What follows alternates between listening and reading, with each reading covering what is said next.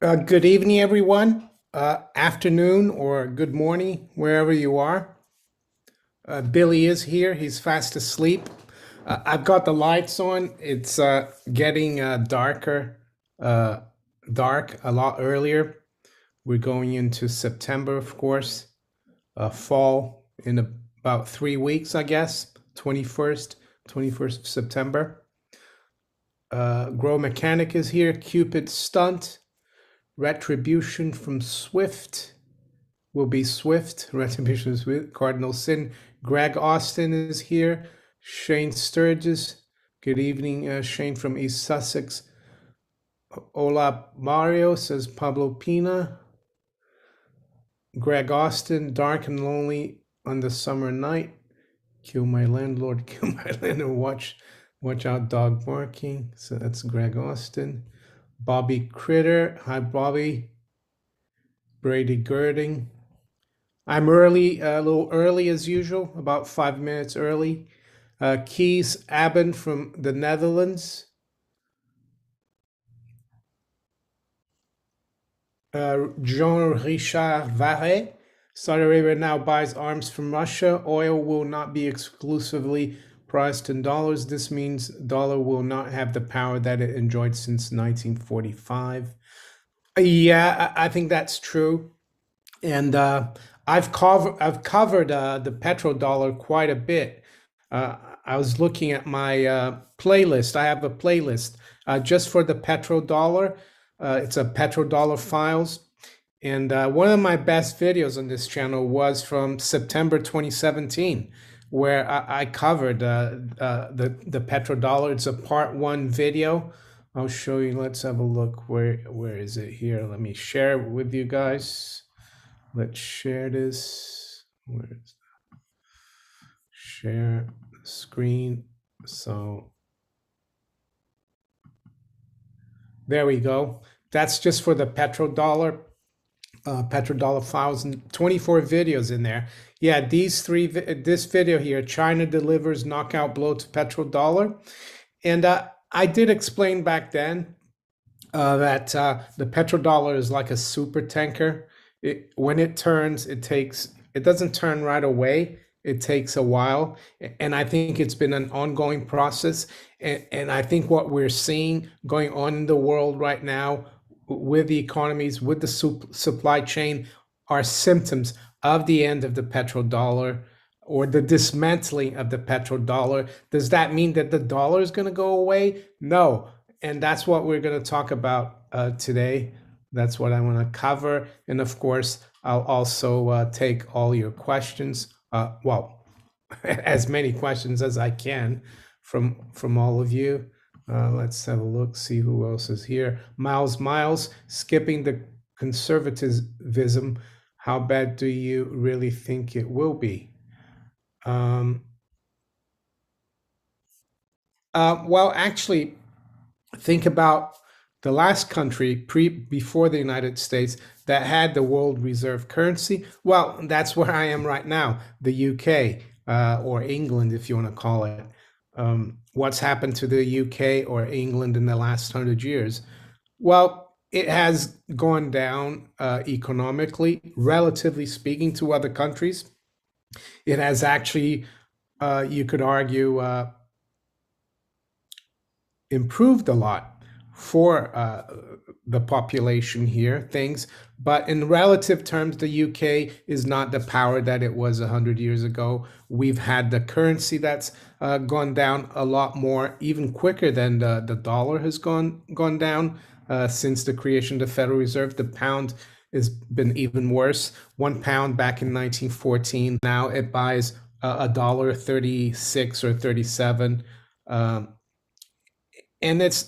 it hasn't been in a straight line. I think in the early 80s, the pound got almost to one, the pound almost dropped 1 to 1 versus the dollar. I think it was 105.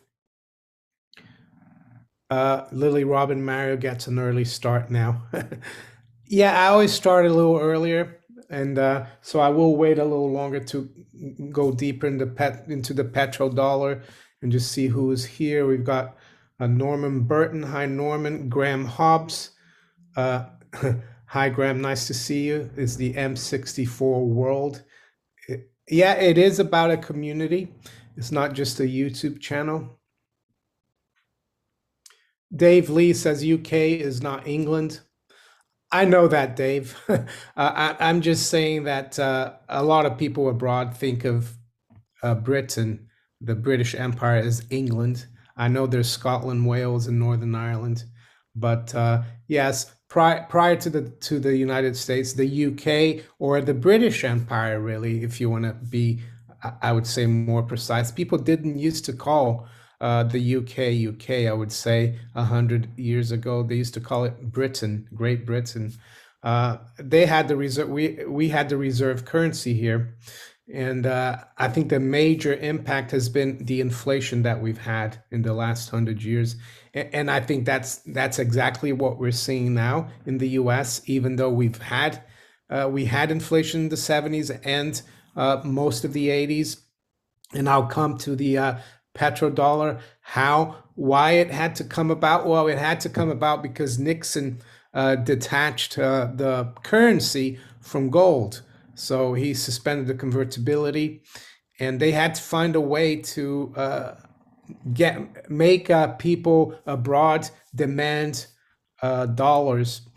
And I think if you read Lindsay Williams, the energy non-crisis, the oil crisis of the 70s was an engineered crisis to lift oil prices, to make it so that the people who produced oil got paid a lot more than they used to. But the US had to make sure that the Saudis accepted only dollars for their oil. And that was the petrodollar deal that was drawn up by Henry Kissinger. I think it was 73 or 74, thereabouts. But even that, though, didn't stop from the dollar from almost collapsing and imploding in the late 70s. So just like the petrodollar has been gradually dismantled the last few, 3, 4, 5 years, it also took a long time for the petrodollar to get up and running. If Paul Volcker hadn't let rates rise to almost 20% in 1980, we probably wouldn't even be talking about a petrodollar right now, I would say. And the other thing that I would say really put the nail in the coffin of, well, not the nail in the coffin, the other thing that got the petrodollar really moving was the fall of the Soviet Union, I think, in the late 80s, early 90s. And why is that? Well, because the petrodollar is really a political currency, military currency. So with the US being the only power left after the fall of the Soviet Union, the major power left, the petrodollar became really king, so to speak. And but the problem with the petrodollar, of course, is that all the other countries in the world are trying to build dollar reserves, and the only way to do that is to export as much as possible to the US. And on the flip side of the coin, the US is indebting itself as much as possible to keep things going. And I think that's the basic Achilles heel of the petrodollar, because it's a fiat currency system. Mike G, do you think the old Silk Road is opening up for China?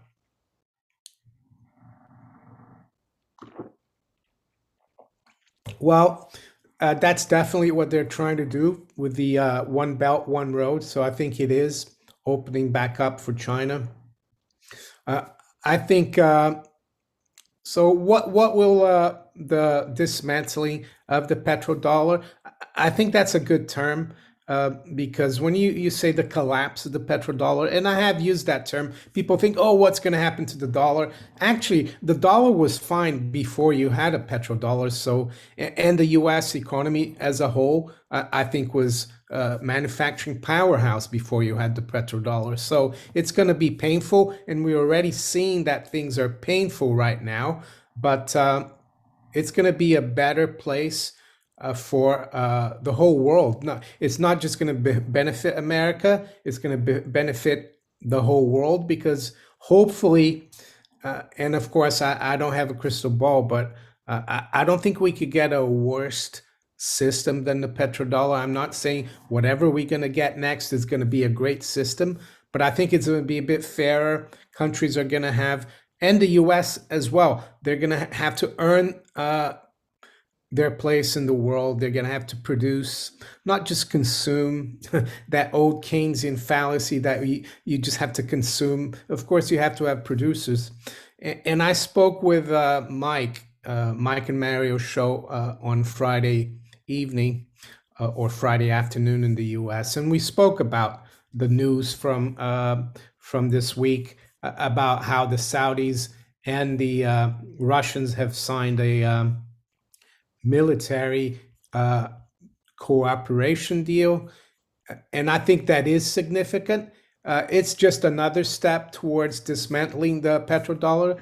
And I said to Mike, I think for the US, it's the analogy would be to you or me, for example, getting our credit cards canceled by the credit card company because we ran up too much of a debt and we couldn't pay it back. So they canceled our credit card, and I think that's what the dismantling of the petrodollar will mean for the U.S. Consumer, for the U.S. as a power. But that's not a bad thing. All it will mean is that yes, you're going to have to produce more, and how that will take place.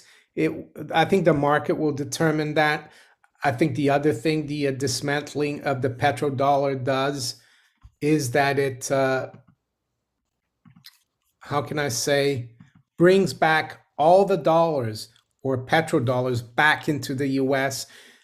Some of you might know that there's more Federal Reserve notes, or maybe not more, but there's billions of Federal Reserve notes elsewhere other than the United States. Like the Russians hold a lot of dollars.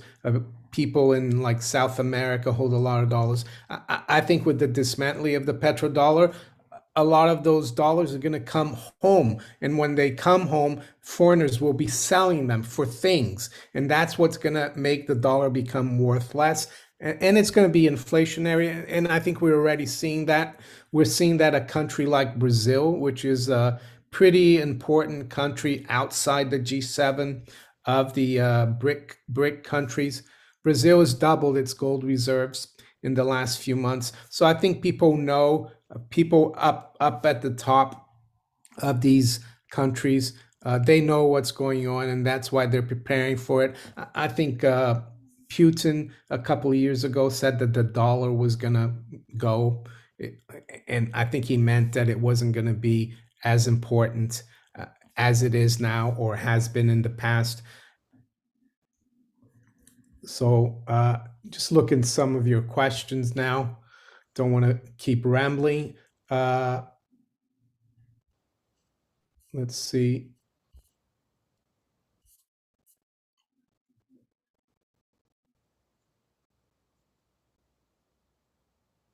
Sarge27271 says China is buying with their US dollar. Yeah. And the other thing that China has been doing, a few years ago, they opened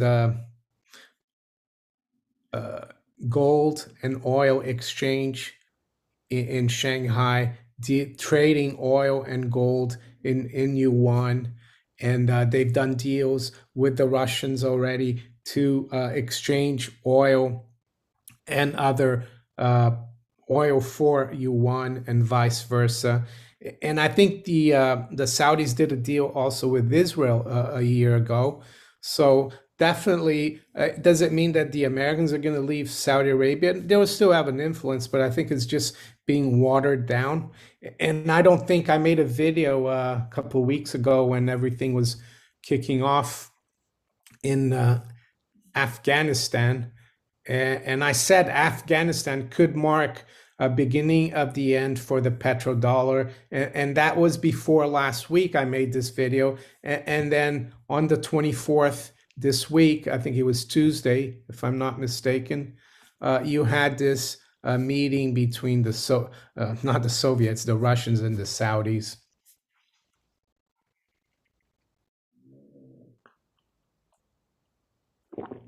Shason says Saddam left the petrodollar and died. Yeah, well, Saddam Hussein, he said that he would accept euros for the oil that Iraq was selling. Um, I don't think the United States can afford to do what they did to, let's say, Iraq or Libya. I don't think they can afford to do that to China, Russia, and many other countries now. If it was not even if it was just Russia on its own, I don't think they could do it. So it's going to be very hard for America to use its military might to keep the petrodollar king.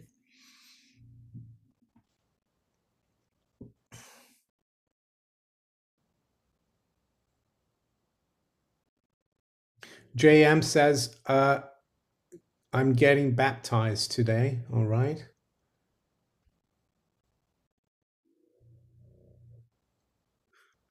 Yeah, they do need protection if they leave the petrodollar. Maybe they're getting a heads up from the deep state in America because they're saying you better look for protection because we can't afford to be here anymore. It could be about finances, right? September is an important month. It's the last month of the fiscal year. And yeah, a lot of things can happen in September. September is usually historically not a great month. We've seen a lot of currency events in September. In October, of course, stock market. I think the stock market is going to just keep. It's going to keep going up for now. But with the Fed, you never know because they're talking a lot about tapering, even though I'm not too convinced. But they could try. But just wanted to show you this chart here, share this with you. So I got this from a tweet today, and it's central bank liquidity and tech stocks symbiotic relationship. So the dark blue line is the Fed's balance sheet, which is about 8.4 trillion now, and it jumped from about 4 trillion last year. And then you have the market cap of Apple, Amazon, Facebook, Google, Microsoft, Netflix, and Tesla. And you can see that, yeah, that's why there's that term, don't fight the Fed. But if they do start tapering towards the end of this year or beginning of next year, yeah, there could be what people have called in the past a taper tantrum. But what we're hearing now as well from a lot of economists and people from the IMF is that all the Fed needs to do is to communicate properly that they can start the tapering, but make sure that they don't say that we're going to start raising rates right away. So I think they have a very difficult job ahead of themselves. I don't think there's a way out. Uh, I think we're going to have a crack up boom, a hyperinflation, because they might try to start tapering, but we'll have the markets are going to react really badly, and then they're going to have to backtrack and start again with the QE. And when that happens, I think all hell will break loose in terms of fiat currency strength. And yeah, that's the way I see things.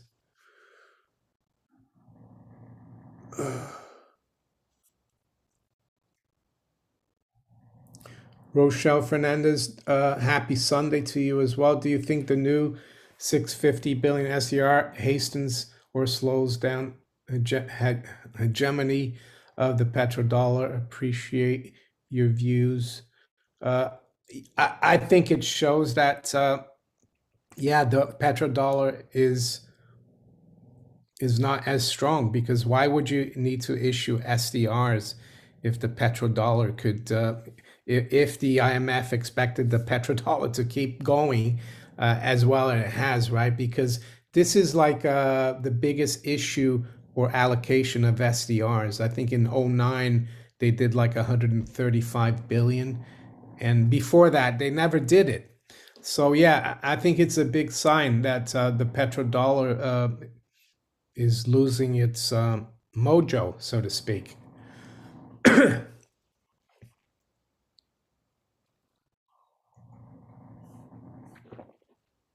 Lily, excuse me, Lily Robbins says, I believe everything's scripted by gematria. Gematria, that's the study of letters and numbers. Afghanistan is done by the numbers, so scripted. The plane in the background had, yeah, I saw that 1109 or 911, all mocking us, laughing at our stupidity. Yes, that's why I know what's going on in Afghanistan. I know it's not great what's going on there at all, but there's a lot more than they're telling us. And the public story is probably completely different than what's really going on behind the scenes. So maybe one day we'll find out the real truth about Vietnam. Not Vietnam, Afghanistan, sorry. Um,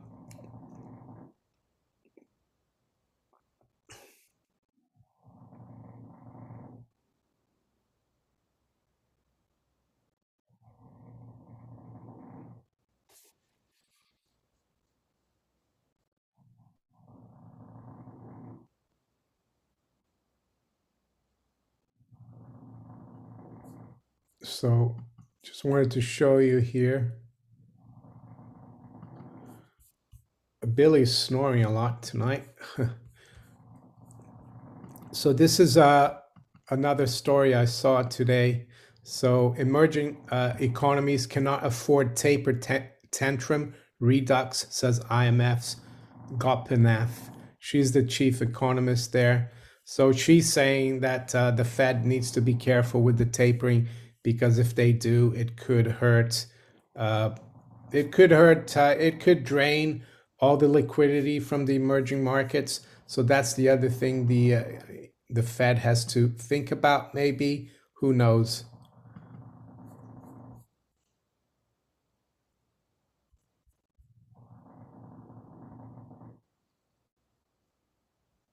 So yeah, I mean, if you want to ask me more questions about the petrodollar and what I think, so yeah, one thing I would say, yeah, the dollar will still be there, just like the British pound or sterling still exists.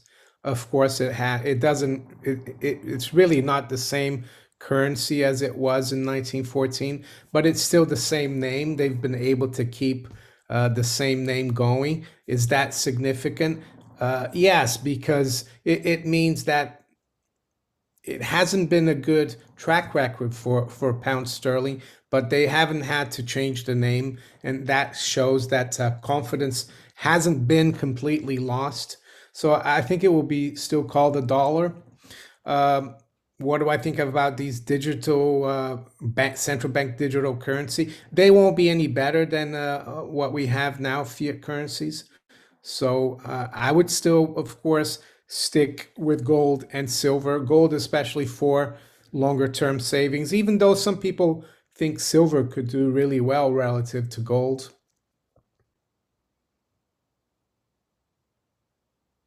Looter 92, the petrodollar made more sense back when oil was $3. Actually, it wasn't, Looter. I think it's the opposite. The petrodollar does better when the price of oil is high.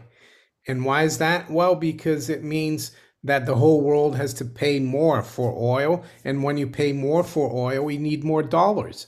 And the more dollars you need, the more the US can print, because the people are going to demand more and more dollars. So I actually think it's the opposite. You do need a high price of oil. And that's why they engineered the oil embargo crisis in 1973 to drive the price of oil high. They wouldn't have been able to to come up with a petrodollar if oil was still really low.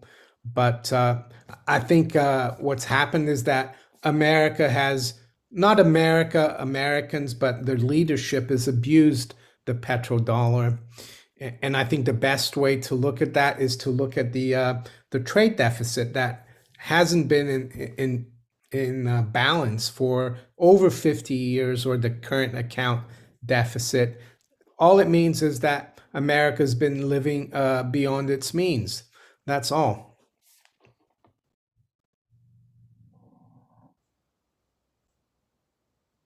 Connor Monnery, how many ounces of gold should a person need to go into the Great Reset era?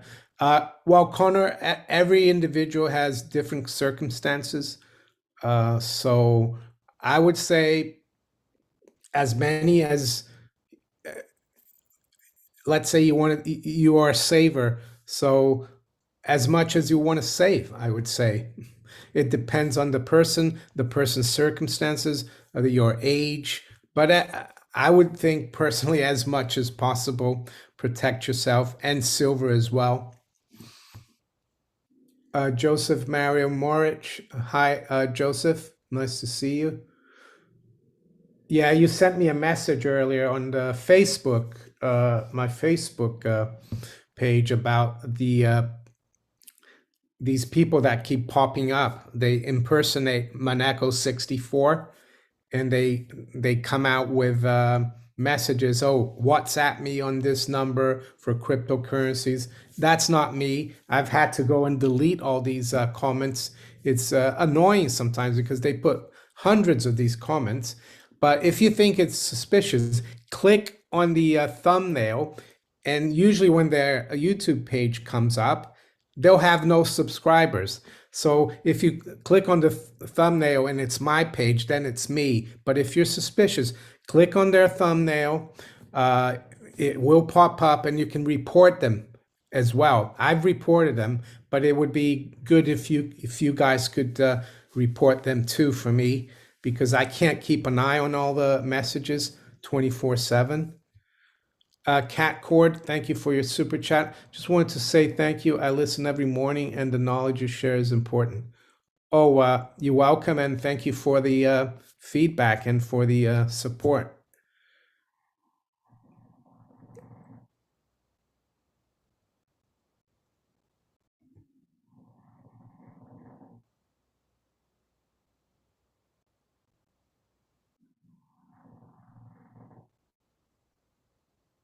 Silver Bass says I have 25 gold and 1,400 silver. I assume those are troy ounces. That looks good to me. Uh, I don't know if you guys know the story about the king of Egypt. I think it was back in the 30s or up until the 50s. Uh, he had to be paid his weight in gold every year. That those were like his taxes. Yeah, that is true. I think King Farouk, I think that was his name. Not surprisingly, he was overweight.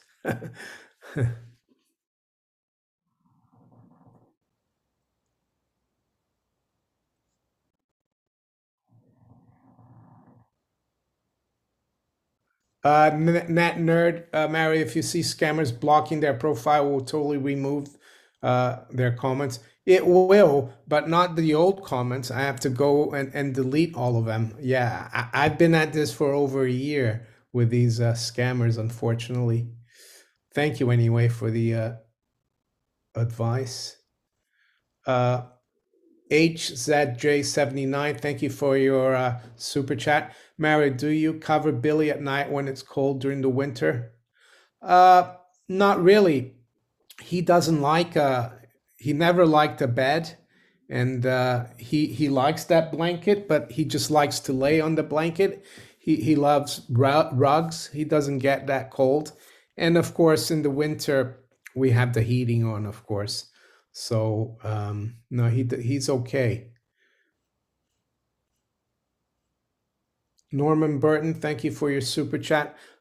He says, I think the Canadian dollar is extremely overvalued relative to other currencies. What will happen to Canadian dollar if US dollar collapses? Also, where is the most free place in the world? Low taxes and government. Wow. As per the dollar in sorry, the Canadian dollar, yeah, I think it's kind of it's not a horrible fiat currency, nor the best. So it's kind of in the middle. And I think if you look at all the major fiat currencies in the last 20 years, they've lost about 9 to 10% on average every year versus gold. So I think that's what's going to keep happening. I've said before, the best way to hedge fiat currency debasement is with precious metals, not with other fiat currencies. The freest place in the world, the lowest taxes and government. Uh, I'm going to say something and people are going to think I'm crazy. But in terms of taxes, I think Russia is one of the lowest tax rates in the world. I think there's a 13% flat tax across the board. Um, some people might not think Russia is free either because of all the stuff we hear on the mainstream media about Russia and about Putin, that he's a dictator. But I've never been to Russia, but I would say of the big countries, that's probably where I would, if I was in a position to move, that's probably where I would go, Russia. So some people might think it's strange, but you, I'd have to go there to see. But I think it's yeah. So there you go. There's my answer. But I would say there's not many places out there that are free anymore where you have low taxation. Switzerland, for example, their taxes aren't particularly low, but they don't have capital gains tax, but it's a very expensive place and it's very regimented, Switzerland. I lived there before. I have family in Switzerland, and there's a joke in Switzerland that there's 8 million uh, policemen in Switzerland. That's because the Swiss are kind of yeah, they police each other. So there you go.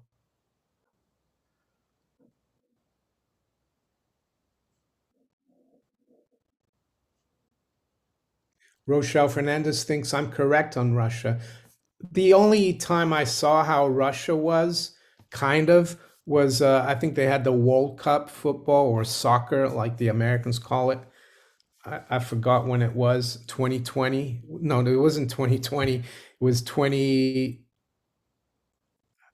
I forgot now. The last World Cup, I think, or was it the Olympics? 2016 was Brazil. I think it was the World Cup. 2018 was in Russia. And no, and there were a few YouTubers like from England who were in Russia. This young guy with his dad, and it looked really nice there, I have to say.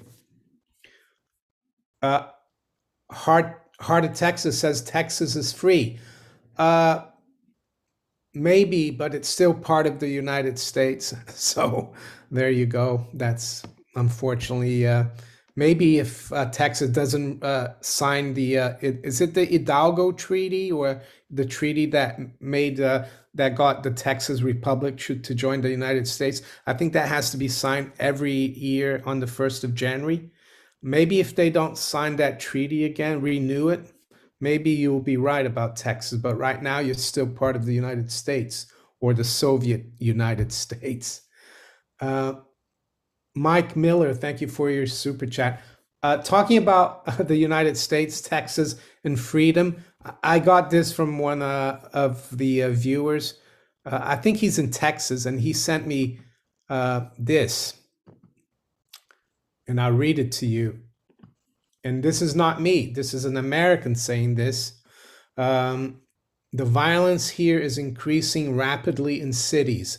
Random shootings, carjackings, hundreds shot weekly in Chicago alone. Homeless encampments. Biden is clearly impaired. Gulf Coast about to be destroyed by the hurricane. Fires and droughts, and then we will have Kamala as president, and Nancy will be vice president. The fabric of society is breaking down. Perhaps touch on this at the 3 p.m. program, the live stream. Seems biblical, doesn't it? I think so. Not hard to envision a coup. I think he means a coup d'etat before year ends. So I thought that was quite significant.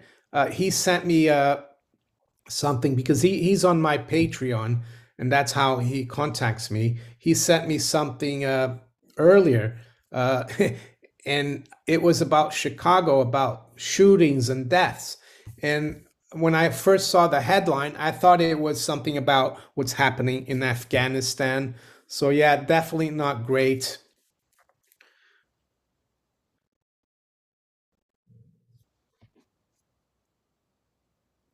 Hi, Lord Humongous. Nice to see you.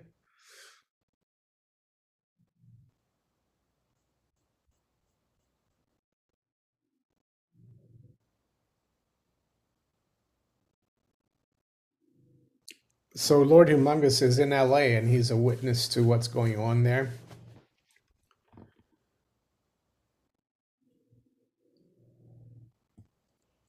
I'm not sure why that viewer said that he thinks Nancy Pelosi will be vice president. I'm not sure how it works. Uh, I think the last time this happened was Gerald Ford. He became president when Nixon resigned. And I think he picked his own vice president. So I don't know how it will work. Uh, Maybe Nancy Pelosi might be, because she's the Speaker of the House, she could be like a caretaker vice president before Kamala Harris chooses a vice president. I don't know. Or sleepy Joe Biden could remain as president. Who knows?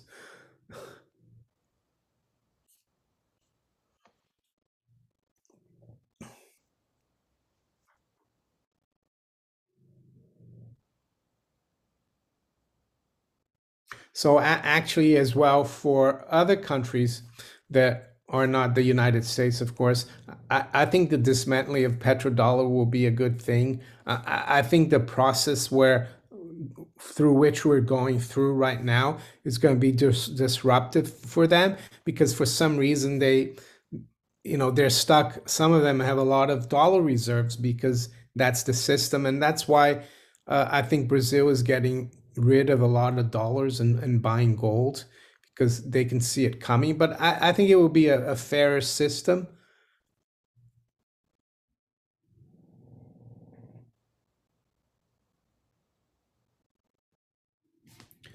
Jay Atwell talking about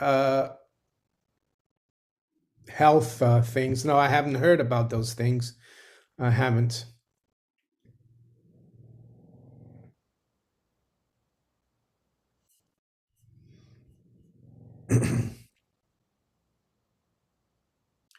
Mark with a K, can USA go Japan with 250% plus debt to GDP? Anything is possible, but um, you see, the Japanese government has a lot of debt, but the Japanese people are big savers, and a lot of the Japanese debt is basically owed by owned by Japanese people. American debt is owned a lot by foreigners because it is the reserve currency. So I don't think so. I think foreigners would start liquidating a lot of that debt if it got up to 250%. I don't think it will be able to get there, mainly because the US is the biggest debtor nation. Japan is a big creditor nation. So that's how they get away with it. SK, thank you for your super chat. America gives 1% of 1% the corporations gives the 1% and the corporations everything. Working persons no raise for 20 years. Desperate people do desperate things. I agree. And that's worked.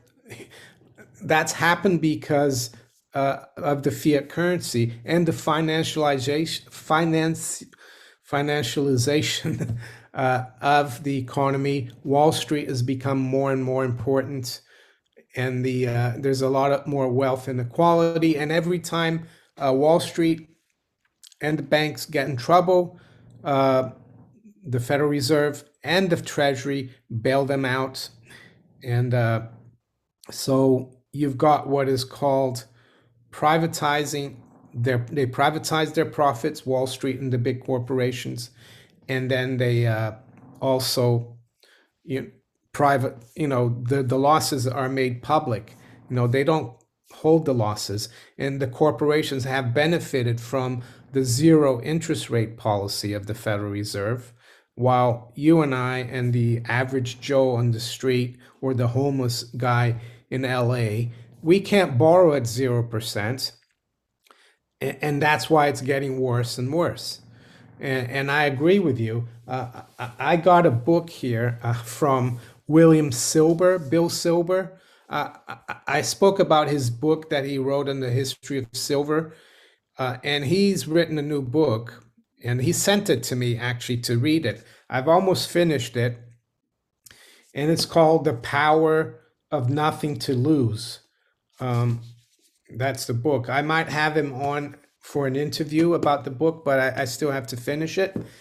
But he doesn't go on about Wall Street because they've got nothing to lose, because they've been they were massively bailed out in 2008. They've made themselves too big to fail. And I think that's the biggest problem. Until Wall Street, City of London, the big corporations, until they collapse, I think the system is going to be prejudicial to the general public. And it might sound self-destructive, but it isn't, because this system is really not fair right now. There's not a level playing field. And yeah, and I think they used what happened. They used this crisis that I'm not going to use the name of last year to cover up really a massive bailout again of Wall Street, because many people don't talk about the repo crisis we had in September 2019. That's when the crisis really started. Excuse me, have a sip of my coffee, clear my throat. Palantir, that's Sarge says, Palantir, the crystal that sees in the future Lord of the Rings, is also a data analysis company. But yeah, I made a video about that a couple of weeks ago. I think that's fairly significant. The chairman of Palantir is Peter Thiel. He's very well connected.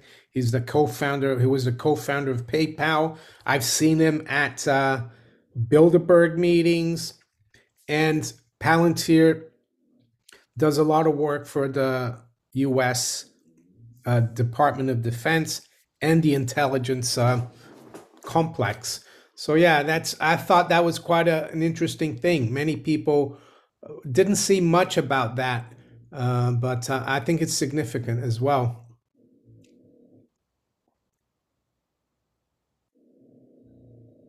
Yeah, Mark with a K. I've seen that within 4 years, the national debt is going to be at almost 50 trillion. Dennis Kirstens, is the silver market being manipulated by the big banks? I think all the markets are manipulated, and gold and silver especially.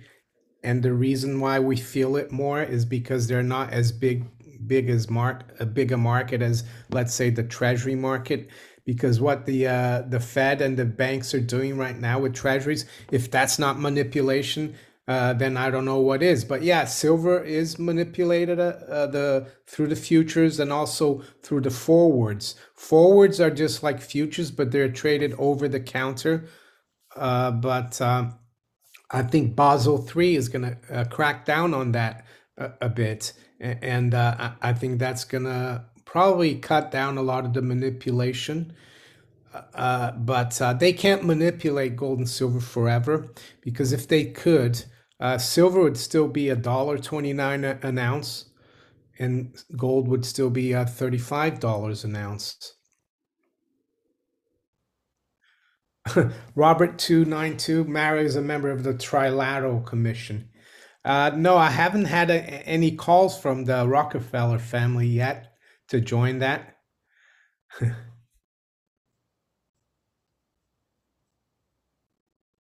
Luder thinks we'll never go back to fixed exchange. Well, fixed exchange, it's not really fixed exchange, it's just a weight because money is a commodity, gold and silver. It's just a weight.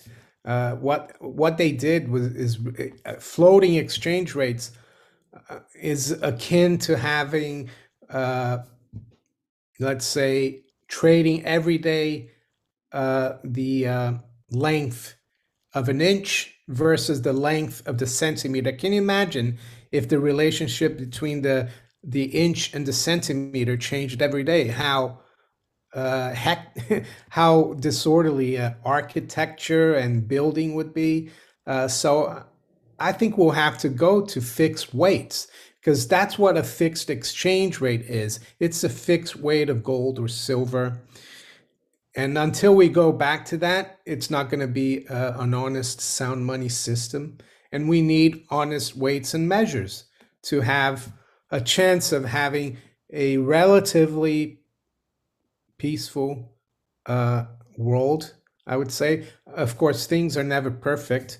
I'm not saying we can have utopia, but we can go a long way if we are honest with each other. And that's what a fixed weight or fixed exchange rate, if you want to call it that, is all about. So I actually think we have a big chance of going back to that because we've had almost 50 years of floating exchange rate. Because if you remember well, Nixon closed the gold window in 71, but they try to keep the exchange rates fixed because it didn't make sense floating exchange rates. And I don't agree with Milton Friedman. He said, oh, it's the free market.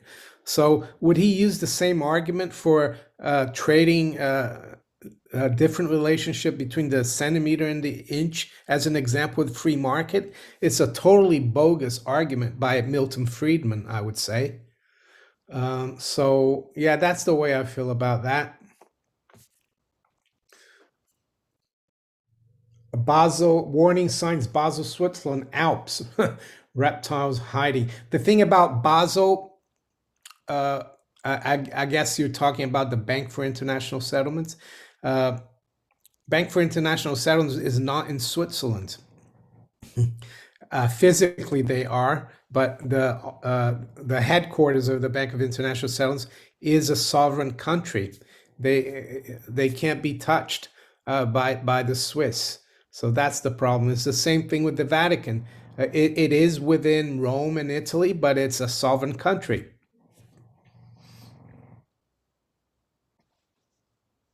The way to abolish the BIS is through an international treaty because it was created by an international treaty. I think it was 1930. It was by the countries, I think, that signed the Treaty of Versailles because it was to do with the reparations. That's why they created the BIS to it's a bank for international settlements. It was a bank that was created to settle all the debts from World War One, especially the German reparations. So yeah, we could say we can end this bank because all the debts of World War One were settled already. But the globalists, unfortunately, they like to keep these kinds of institutions running. You know, like the UN as well. We could end the UN. We don't need a UN.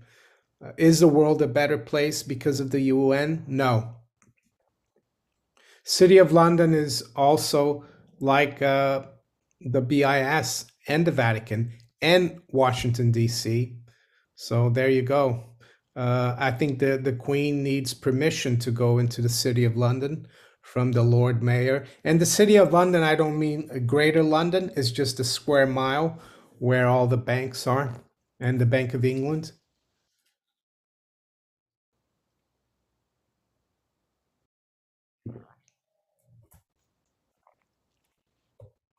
Shane O'Donnell, how well do you think investment property will do once the currency collapse happens?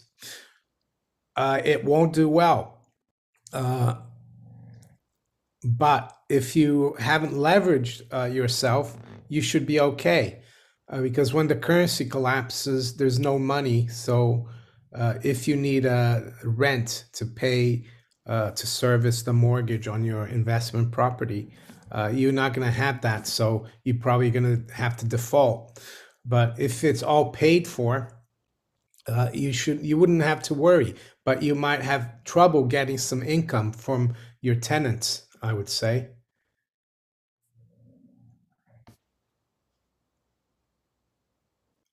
Sarge, have a great day. Thank you.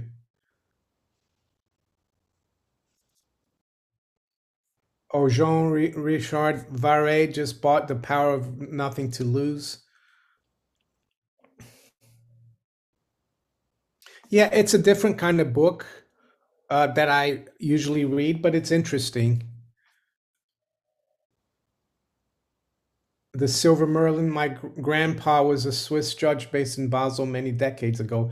He saw the BIS being established and called the fiat currency enslavement then.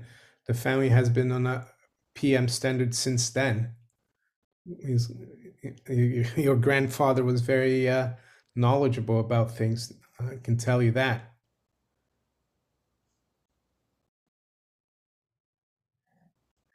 James Peter Millward says the queen has to hand over her sword before they let her in the city. That's right.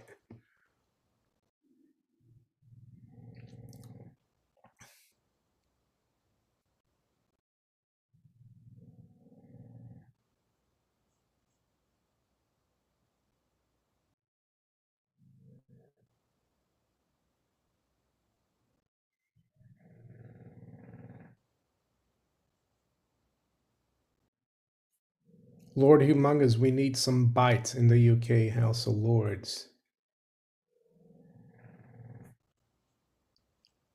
Warning signs, the Templars, the Swissies. Yeah, I've watched that guy. He's quite interesting. Is Sean Ross. He's got some interesting views. The pharaohs and everything.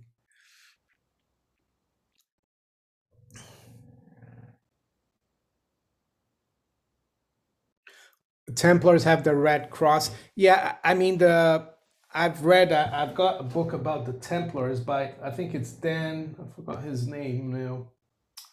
Yeah, he is a good book, and I read about the Knights Templars.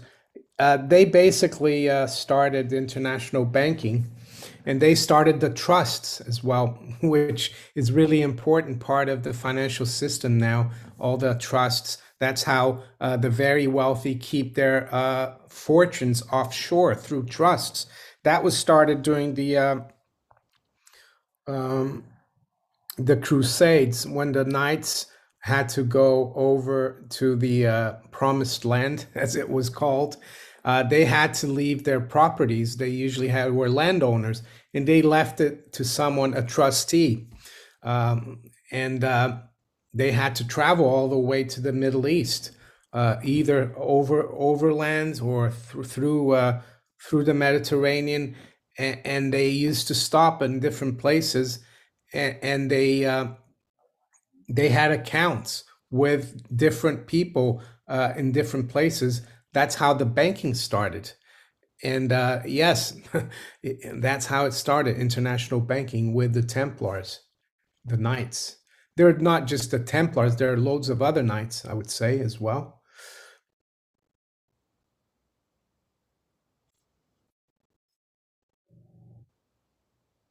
Connor Monnery, a coin shop dealer, told me that older pre 33 coins are better buy than modern gold coins. What do you think? Um,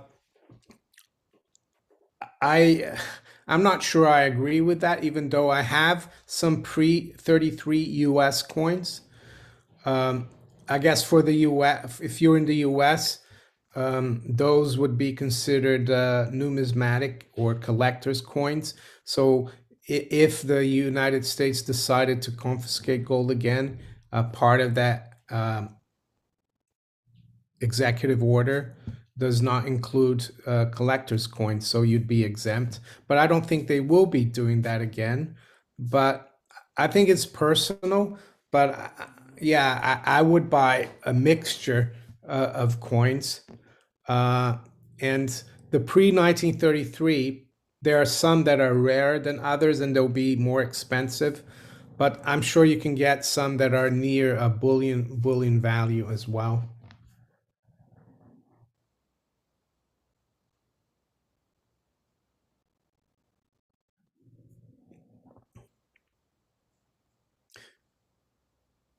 I agree with James Peter Millward. Every ounce of metal you can buy is a kick in the bankster. Bollocks. Yeah.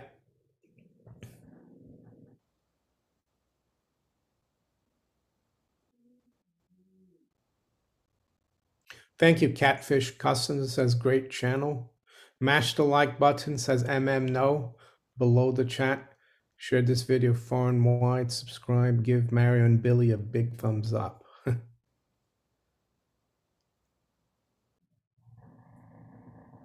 I agree with warning signs. Uh, I think people need to stop accepting it though as well. Um,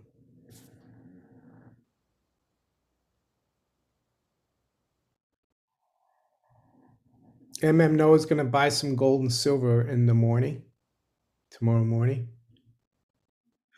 Uh, Croikai, the papacy is the Antichrist, just like the old Protestants already knew. I have to agree with you on that. I was, while my parents weren't that religious, but being from Brazil and also of Italian and Portuguese descent, I was Catholic because that's what we were. And I'm reading a book right now, God's Bankers. It's about the Vatican. And I'm almost finished, and I'm going to talk about it in one of my videos. I mean, all I can say about the Vatican and the Vatican Bank was created in the early 40s. But Vatican Bank has been the probably one of the biggest hedge funds and money laundering institutions for the last 70, 80 years. Very corrupt institution. And how do they get away with it? Well, because uh, the Italian government can't touch them because the Vatican is with the treaty, Lateran Treaty, I think it was, with Mussolini, gave sovereignty to the Vatican.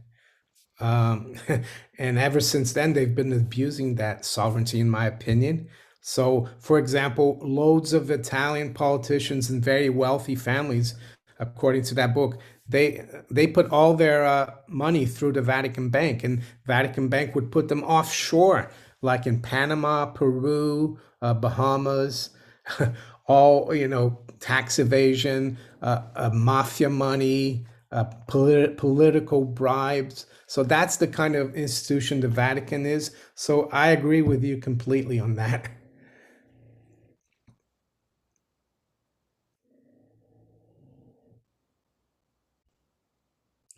Mr. Ashford, did the original Templar bankers bank in gold and silver only? I would say so. I mean, that was money. They didn't have banknotes back then. They dealt in real money, gold and silver, maybe a bit of copper.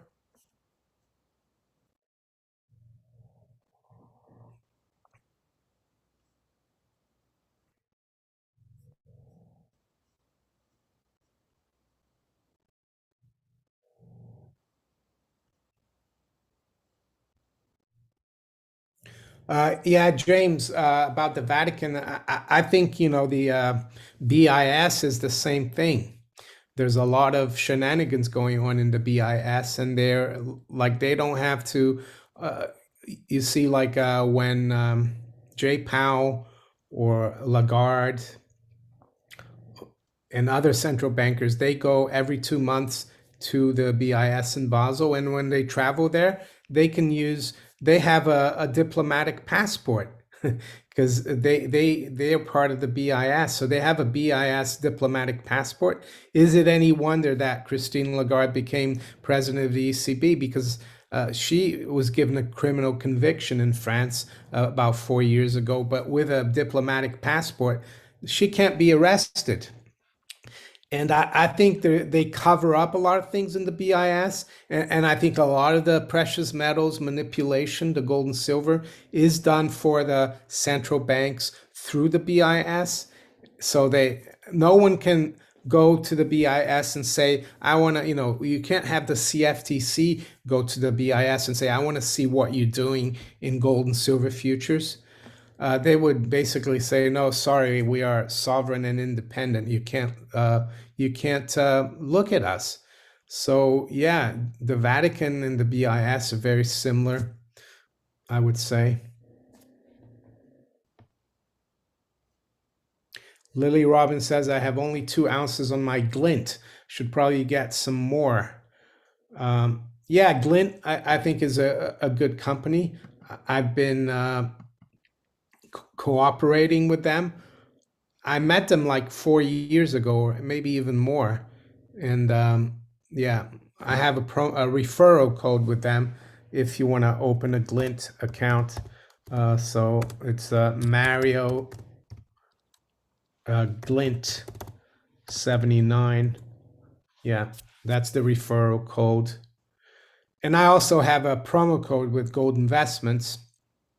They're in the city of London. They're like a family-owned bullion dealer. They've been there since 1981, so it's 40 years, and they're very reputable. And yeah, they will match any price as well that you have from other dealers, and they'll ship to you the next day if you're in the UK.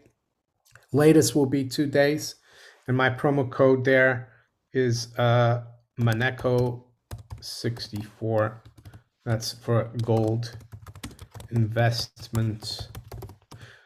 And I mean, gold investments, they will ship anywhere in the world. Of course, it's probably not economical for people uh, from the States probably to buy it from them, but you never know.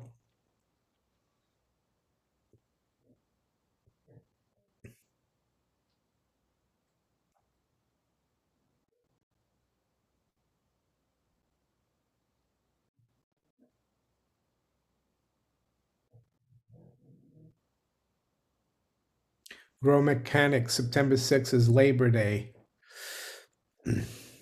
Yeah, is it next Monday? Yeah, that's basically the when people go back to school in the States as well. I think it's a holiday as well in the States. I think here, is it tomorrow that it's a bank holiday? Bank holidays don't matter to me that much anymore because I make my videos every day, so it doesn't really matter.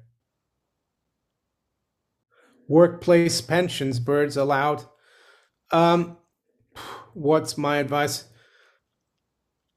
I'm not really a pensions advisor, but if you have, uh, if you're able to have any, how can I say, decision making ability, um, yeah, I would say try to put it in where you think is the best place. And it's not for me to decide, but I think we're going into an inflationary environment if we're not already.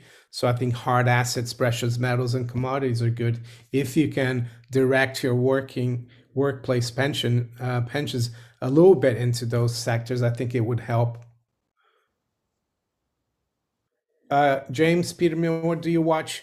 Junius Maltby? Sometimes I do. I haven't watched him recently.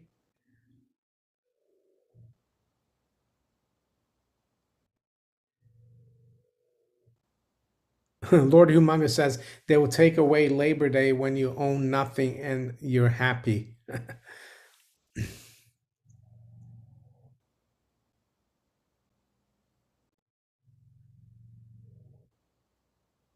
David Bradley says hospitals overwhelmed because many doctors and nurses have quit. Is that in the UK or in the US?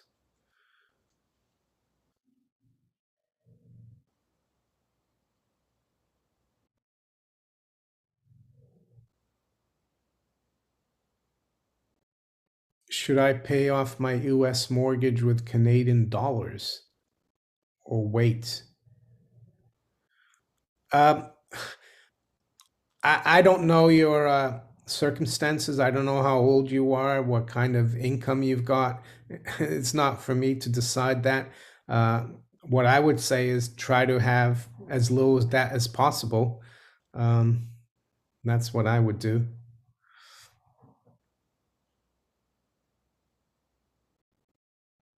Johnny Boy Silver or Lily Robbins says, "Cut cash out your pensions and get physical." I agree with her, but that's just my opinion as well, not advice.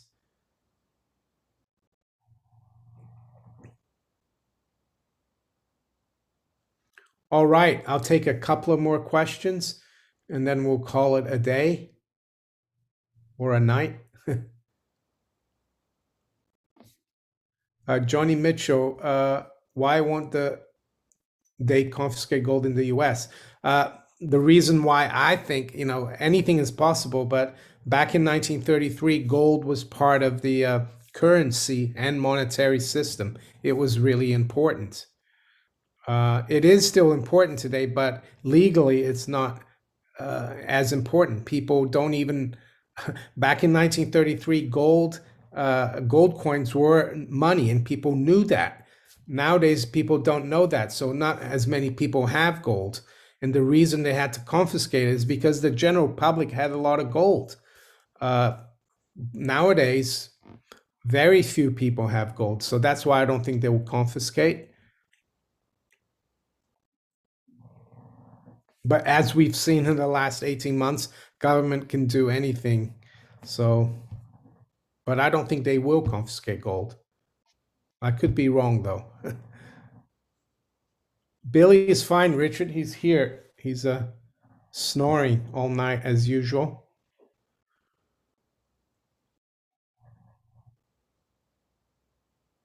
All right. Okay. So thank you, everyone, for showing up. And I'll talk to you tomorrow. Have a great rest of the weekend. Have a good week if you're already, if it's Monday for you already in Australia and New Zealand or elsewhere in Asia. Thank you. Take care.